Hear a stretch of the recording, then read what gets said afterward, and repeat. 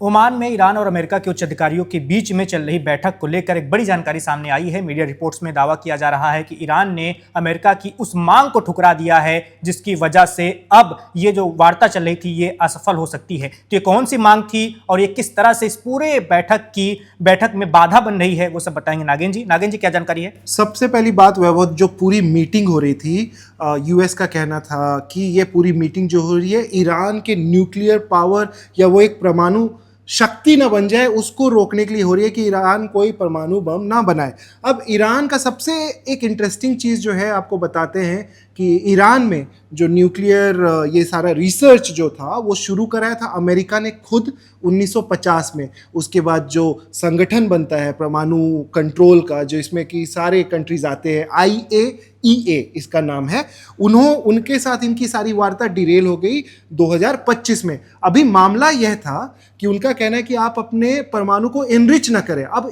Enrich करने का क्या मतलब है कि चलिए अगर आपके पास यूरेनियम है तो उसको आप कितना ज़्यादा प्योर कर पा रहे हो और किस तरीके से आप उसको परमाणु बम बना सकते हैं। आप उसका इस्तेमाल बिजली बनाने के लिए भी करते हैं जिसके लिए आपको अलाउ किया जाएगा, लेकिन आप उसको परमाणु बम उसका ना बनाएं। इससे ईरान को रोकना चाहता था अमेरिका, क्योंकि अगर ये परमाणु बम बना लेते हैं तो कभी भी कोई भी धमकी दे सकते थे, इजराइल के ऊपर कभी भी अटैक कर सकते थे। अमेरिका बहुत ज़्यादा इन्वेस्टेड है पूरे मिडिल ईस्ट में, पूरे वेस्ट एशिया में, तो उनको ये चीज़ रोकनी थी। अब ये हुआ क्या है, क्यों ये टॉक्स डिरेल हो गई? अभी हम बात कर रहे थे, बस 1-1.5 घंटे पहले की बात थी जब हम बोल रहे थे कि 2 राउंड ऑफ टॉक्स हुए। उसके बाद ईरान ने बोला कि हम आगे भी बातें करेंगे, लेकिन इन सब के दौरान वॉशिंगटन पोस्ट की बहुत बड़ी खबर आ रही है जिसका हेडलाइन ही है कि अब वॉर होगी। Iran has refused to end nuclear enrichment in talks with the US. तो इसी टॉक के दौरान उन्होंने बोल दिया है कि अब हम एनरिच करेंगे, हम उसको रोकेंगे नहीं। हम जहां भी पहुंचे 60%, 80% तक की बात हो रही है। 60% ये तो पता है सबको कि 60% उन्होंने कर दिया है उसको प्योरीफाई।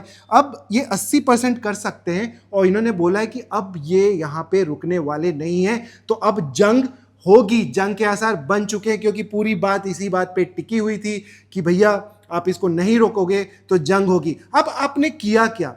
हमने पहले ही बात की, ट्रंप तो चाहते ही थे कि जंग हो, इनको एक बहाना चाहिए था, अब वो बहाना मिल गया है। अब इन्होंने किया क्या? जब बातें हो रही थी, जब पूरा डिस्कशन हो रहा था, उस बीच में क्या किया यूएस ने कि उन्होंने और भी नए एंटी ईरान सैंक्शंस दे दिए। अब आप बातें कर रहे हो, आप मिलिट्री बिल्डअप कर रहे हो, पूरा प्रेशर बना रहे हो, बीच में उन्हीं बातों के दौरान जहां सैंक्शंस की बात ही नहीं थी, पूरा मुद्दा आपका 2-3 चीजों का था, परमाणु बम का था, मिसाइल्स का था। अभी तो मिसाइल्स पे आप पहुंचे भी नहीं और आपने सैंक्शंस और लगा दिए।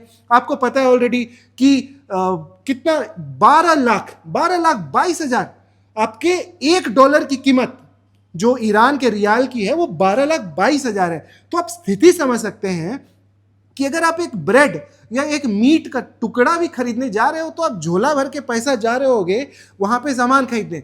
तो स्थिति तो बद से बदतर आपकी होती ही जा रही है। बस एक बार जब यूएस ने बोला कि हम बातें करेंगे, ओमान में हमारी बात होगी, तो थोड़ा सा सुधार आ गया था। यही 12,22,000 जो एक रियाल की कीमत है, $1 की कीमत है, वो घट के 12,000 पे आ गई थी। अब समझिए कितना ज्यादा फ्लक्चुएशन, यूएस कितना पावरफुल है। अब आपने और एंटी ईरान सैंक्शंस डाले हैं, तो ये अब बताता है कि युद्ध होगा। अब इसके बीच में जो सबसे बड़ी डिटेल्स है मैं आपको बताना चाहूँगा कि ये जो रिपोर्ट्स है मैं आपको बता रहा हूँ, प्रेस टीवी की रिपोर्ट है, जो वहाँ की लोकल प्रेस है, वहाँ की सरकारी प्रेस है। उनका क्या कहना है कि कुछ घंटों के बाद जो फर्स्ट राउंड ऑफ टॉक्स हुए उसका बहुत ही अच्छा शुरुआत हुआ, लेकिन जो यूएस ट्रेजरी ने तुरंत एंटी ईरान सैंक्शंस लगा दिए। तो आप तो बस प्रोवोक करे जा रहे हो ईरान को, जो इकलौती शक्ति है जो आपके खिलाफ खड़ी है, उसको आपने प्रोवोक किया। तो अब ईरान ने भी बोल दिया कि भाई हम भी तुमको दिखाते हैं, हम नहीं रोकेंगे, अब इनरिचमेंट नहीं रोकेंगे, अब जो करना है कर लो। तो आखिरी रास्ता जब इनके पास बचता है वो बस है अब अटैक का। ट्रंप की नाक अब जो बचाने की जो पूरी जिद है उसमें अब आपको अटैक करना ही पड़ेगा, क्योंकि परमाणु के नाम पे तो आपको रेल दिया गया, आपको लताड़ दिया गया, आपने अपने दामाद को भेजा, दामाद की बेइज्जती हो चुकी है, दामाद खाली हाथ लौटेंगे। ईरान ने उनको बोल दिया भैया आपको जो करना है कर लो, हम इनरिचमेंट नहीं रोकेंगे, जो कि बहुत खतरनाक है इजराइल के लिए।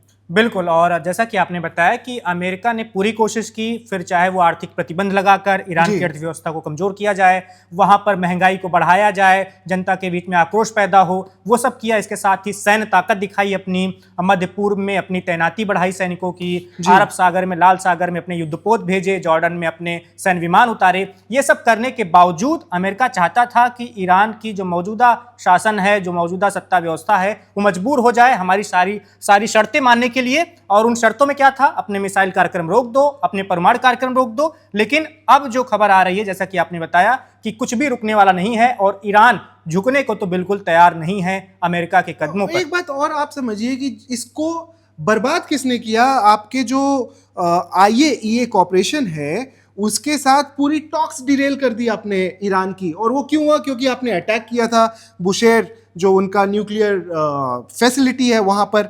और ईरान ने फॉर्मली डिक्लेयर किया था, जो JCPOA वॉइड कहते हैं, अक्टूबर 2025 में इन्होंने बोला था इनडायरेक्ट निगोशिएशंस हुए थे USA के साथ। लेकिन बीच में ट्रम्प का दिमाग भड़कता है और वो चीज़ें बदल देते हैं। उन्होंने पास्ट में भी ये किया, 2017-18 में वो खुद ही निकल गए एग्रीमेंट से।